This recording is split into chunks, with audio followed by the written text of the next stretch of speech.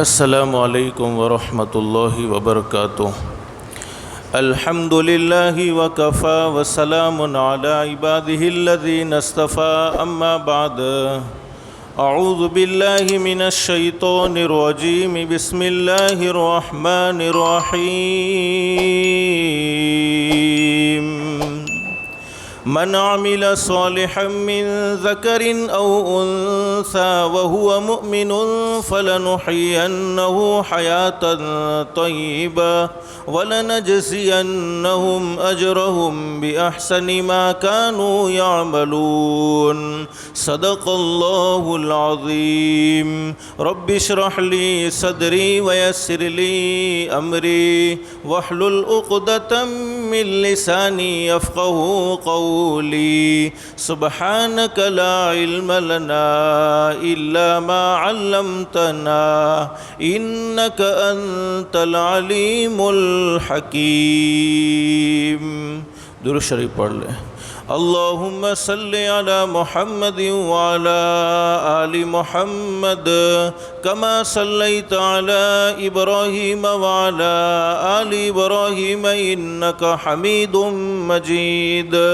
اللہم بارک علی محمد وعلی آل محمد کما بارکت علی ابراہیم وعلی آل ابراہیم انک حمید مجید۔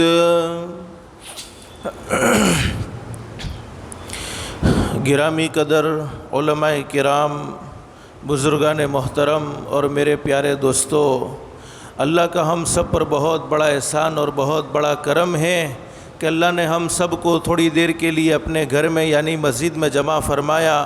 دعا کرو اللہ ہم سب کے جمع ہونے کو قبول فرمائے۔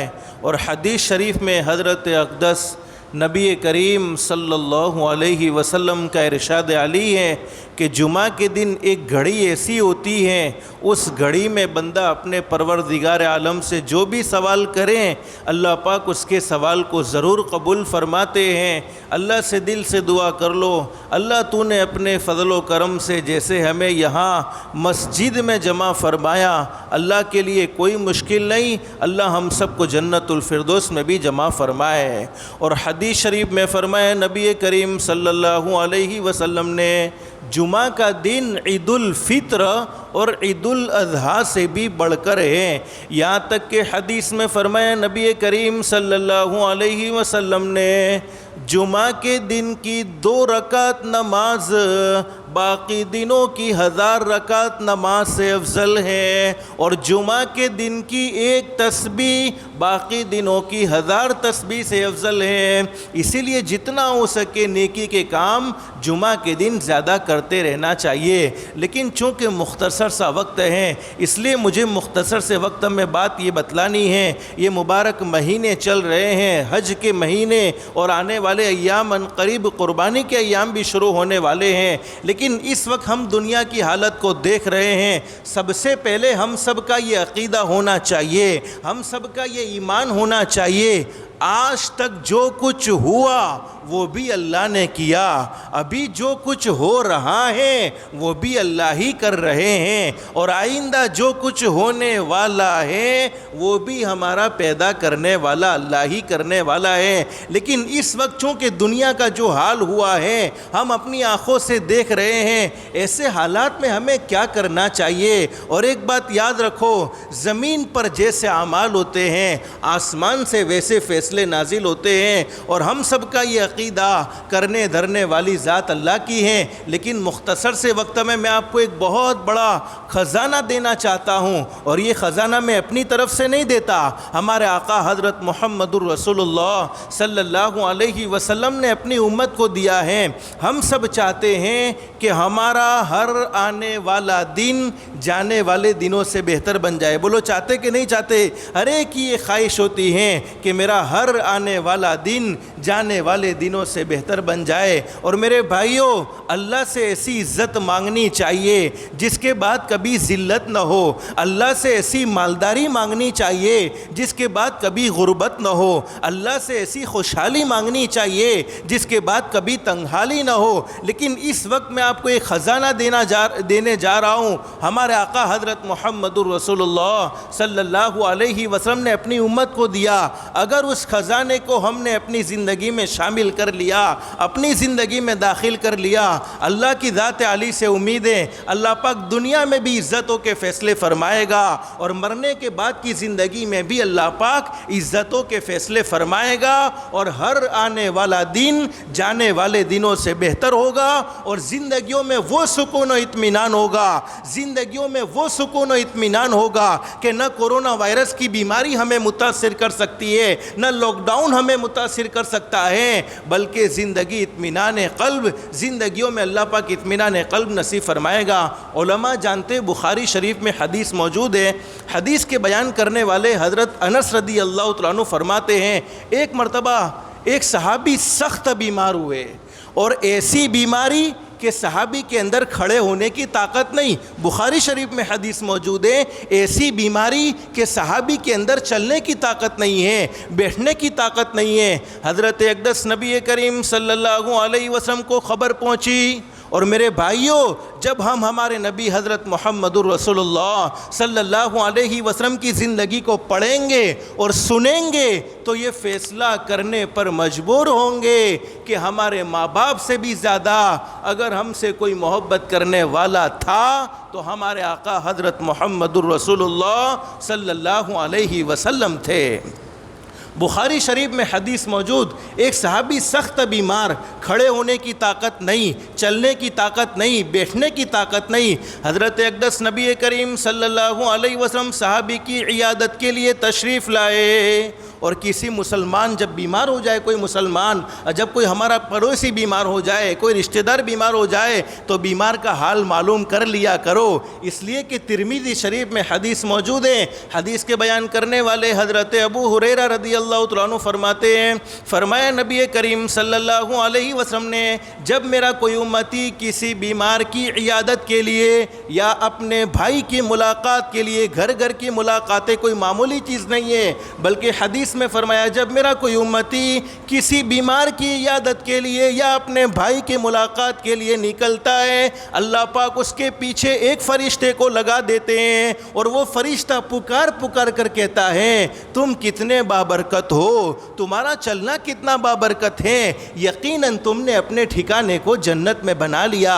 ہمارے آقا وہ بیمار صحابی کی عیادت کے لیے تشریف لائے، ہمارے نبی نے وہ صحابی جن کے اندر کھڑے ہونے کی طاقت نہیں، چلنے کی طاقت نہیں، بیٹھنے کی طاقت نہیں، ہمارے نبی نے صحابی سے سوال کر لیا، میرے صحابی بیماری کے ایام ہیں، بیماری کے ایام میں کمزور ہو چکے ہو، اور بخاری شریف میں حدیث موجود ہے صحابی کا پورا بدن لکڑی کی طرح سوکھ چکا ہے۔ اب ہمارے نبی نے سوال کر لیا، میرے صحابی ان بیماری کے دنوں میں تم اللہ سے کیا دعا مانگتے ہو؟ اور آپ کو یہ معلوم ہونا چاہیے بیماری کے دنوں میں دعا قبول ہوتی ہیں، بیماری کے دنوں میں اللہ پاک دعاؤں کو منظور فرماتے ہیں۔ ابن ماجہ شریف میں یہ حدیث موجود ہے، حدیث کے بیان کرنے والے حضرت فاروق اعظم رضی اللہ تعالیٰ عنہ فرماتے ہیں، حضرت اقدس نبی کریم صلی اللہ علیہ وسلم نے حضرت عمر سے فرمایا، عمر اگر کوئی آدمی بیمار ہو جائے تو اس کو دعاؤں کے لیے کہو، اس لیے کہ بیمار آدمی کی دعا فرشتوں کی دعا کی طرح قبول ہوتی ہے۔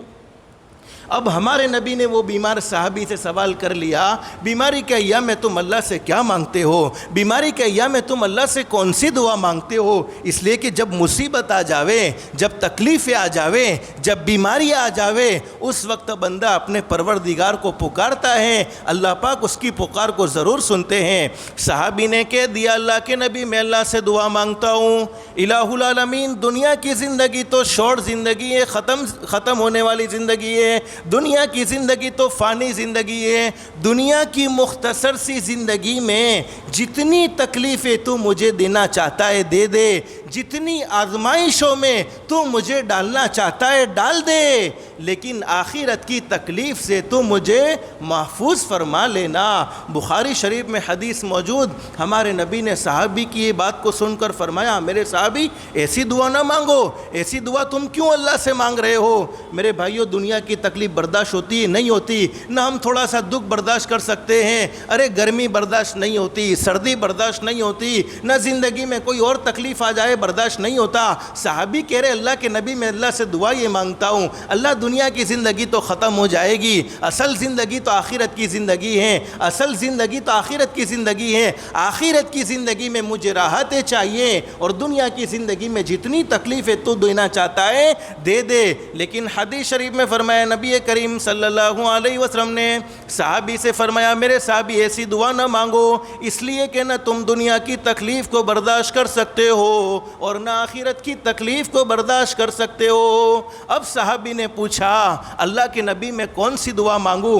بس میں وہ دعا آپ کو بتلانا چاہتا ہوں، اور الحمدللہ اکثر علماء نظر آتے ہیں، آپ علماء سے پوچھیں گے، حضرت اقدس نبی کریم صلی اللہ علیہ وسلم نے اپنی زندگی میں سب سے زیادہ کوئی دعا مانگی تو یہی وہ دعا ہے جو ہمارے آقا نے بیمار صحابی کو بتلائی، اور اس دعا کو پڑھنے کی برکت سے اللہ پاک زندگیوں میں سکون و اطمینان بھر دے گا، بلکہ نہ کورونا وائرس کا کوئی ٹینشن رہے گا، نہ کاروبار کے ٹھپ پڑنے کا کوئی ٹینشن رہے گا، نہ لاک ڈاؤن کا کوئی ٹینشن رہے گا، بلکہ اللہ پاک سکون و اطمینان والی زندگی نصیب فرمائے گا۔ وہ دعا اکثر کو یاد ہوگی، صرف سنت سمجھ کر پڑھنے کا اہتمام کرنا ہے۔ قرآن کریم کے دوسرے پارے میں موجود ہے، ربنا آتنا فی الدنیا حسنہ وفی الآخرۃ حسنہ وقنا عذاب النار۔ بس یہ مختصر سی دعا ہے، حدیث شریف میں موجود ہے، بخاری شریف میں حدیث موجود ہے۔ حضرت اقدس نبی کریم صلی اللہ علیہ وسلم کے صحابی حضرت انس رضی اللہ عنہ فرماتے ہیں، اچھا میرے بھائیو، دعا کا مطلب بھی تو ذرا سمجھ لیجئے، ہمارے نبی نے کتنی بہترین دعا مانگی، اور آپ سیرت کا مطالعہ کرو گے تو آپ کو اندازہ ہوگا، اگر ہمارے نبی نے سب سے زیادہ اپنی زندگی میں کوئی دعا مانگی ہے تو یہی دعا ہے، ربنا آتنا فی الدنیا حسنہ وفی الآخرۃ حسنۃ وقنا عذاب النار۔ اے اللہ تو ہماری دنیا بھی بہتر سے بہتر بنا دے۔ جب اللہ دنیا بہتر بنانے پر آوے تو بولو دنیا کی کوئی طاقت بگاڑ سکتی ہے؟ نہیں بگاڑ سکتی۔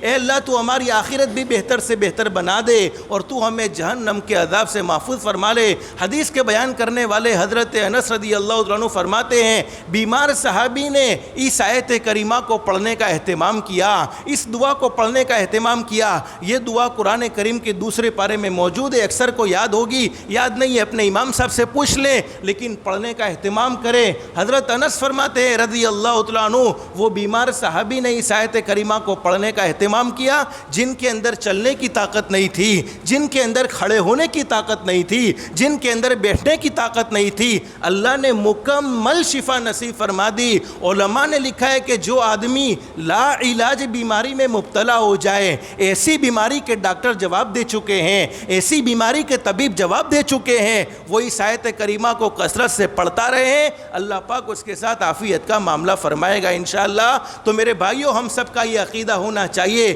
حاکم کی حکومت میں وہ پاور نہیں جو دعاؤں میں پاور ہے، ارے طبیب کی حکمت میں، حکیم کی حکمت میں وہ پاور نہیں جو دعاؤں میں پاور ہے، ارے ڈاکٹروں کی دوائیوں میں وہ اثر نہیں جو دعاؤں میں پاور ہیں۔ اگر ہم یقین کے ساتھ پڑھیں گے انشاءاللہ، پڑھنے کی کوئی قید نہیں، جو جتنا چاہے اتنا پڑھ سکتا ہے۔ جمعہ کا مبارک دن ہمارے نبی حضرت محمد الرسول اللہ صلی اللہ علیہ وسلم کے احسانات ہم پر اتنے ہیں کہ ان کو گننا چاہے تو گن نہ سکے، شمار کرنا چاہے تو شمار نہ کر سکے، تو جتنا بھی درود پاک کی کثرت ہو سکے درود پاک کی بھی کثرت کرتے رہیں گے انشاءاللہ۔ لیکن حدیث شریف میں موجود ہے، ہمارے آقا نے فرمایا جو جمعہ کے دن مجھ پر صرف ایک مرتبہ درود پڑھے، اللہ پاک اس کے لیے عافیت کا ایک دروازہ کھول دیتے ہیں، 2 مرتبہ پڑھے 2 دروازے، 3 مرتبہ پڑھے 3 دروازے۔ عافیت کا دروازہ کھلنے کا مطلب یہ ہے، اگر ہم کسی کو یوں کہہ دے اللہ تجھے عافیت نصیب فرمائے، تو گویا اللہ پاک اسے 4 بڑے بڑے انعام نصیب فرماتے ہیں۔